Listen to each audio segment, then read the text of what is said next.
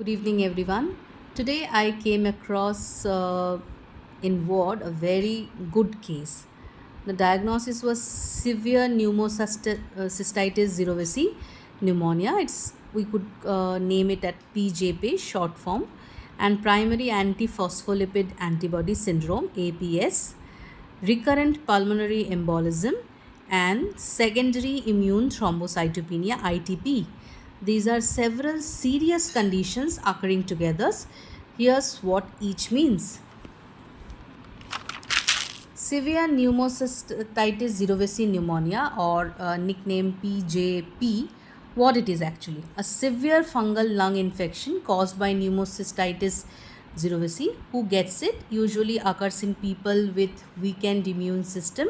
For example, HIV, AIDS, long-term steroid therapy, organ transplant recipient, autoimmune diseases receiving immunosuppressive drugs, etc. Symptoms: progressive breathlessness, dry cough, fever, low oxygen levels, respiratory failure in severe cases. Now, how to diagnose is HRCT chest is the gold standard.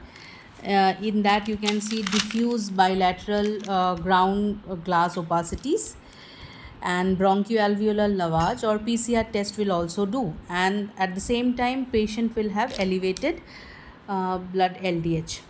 In treatment, in high dose of trimethoprim sulfamethoxazole, that is Septran, you can give it in double strength.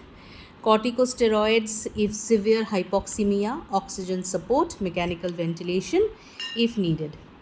One of the other diagnoses was primary antiphospholipid antibody syndrome, or again in short form we can tell it as APS. What it is? An autoimmune disorder in which antibodies attack proteins involved in blood clotting, making the blood abnormally prone to clot formation. Major antibodies, what are those major antibodies? That is lupus anticoagulant, anti-cardiolipin antibodies, and anti-beta glycoprotein 1 antibodies.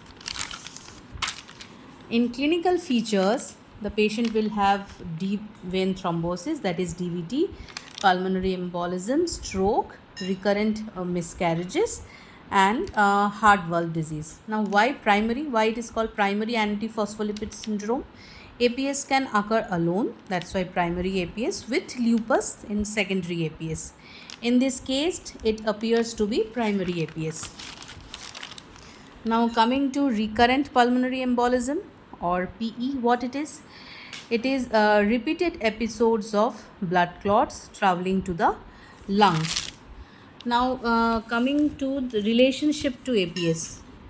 APS is a major cause of recurrent clot formation, and symptoms is sudden breathlessness, chest pain, rapid heart rate, cough, low oxygen saturation.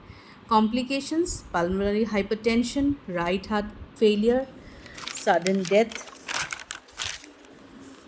if untreated, and treatment is usually requires long-term anticoagulation and often lifelong treatment in APS.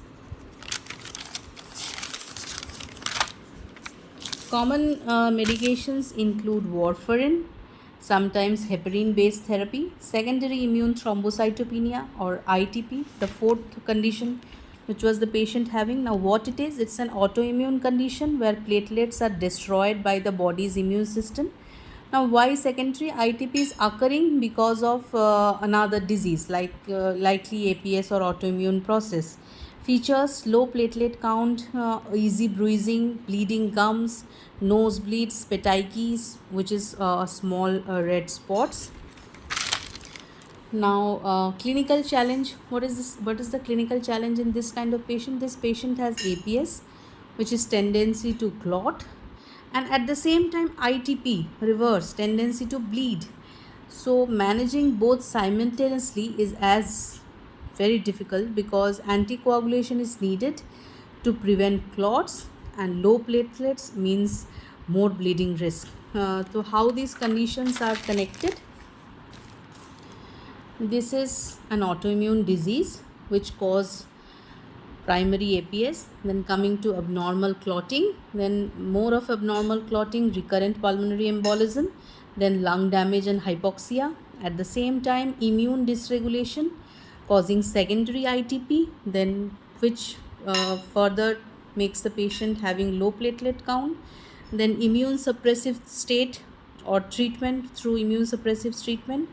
Then pneumocystitis jirovecii pneumonia. So it's a cascade of events which takes place. Then why it is a high risk combination? Because the patient is facing three major problems simultaneously. Problem is severe PGP, which is respiratory failure, then APS, recurrent thrombus formation, then pulmonary embolism, sudden cardiovascular collapse, and secondary ITP, that is major bleeding.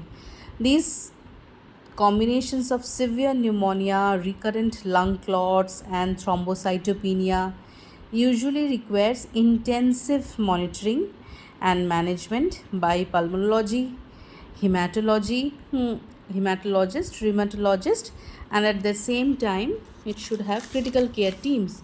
Now, typical management priorities are, that is, stabilize breathing and oxygenation, treat PGP aggressively with Septran DS plus or minus steroids, continue or carefully adjust anticoagulants for APS or pulmonary embolism, monitor platelet counts closely, treat ITP if platelet counts becomes dangerously low.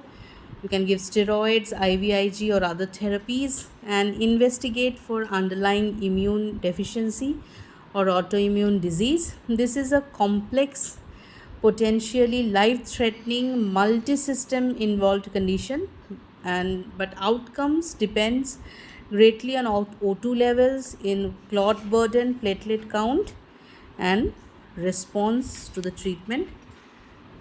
That's why these days individualized medicine is coming to forte.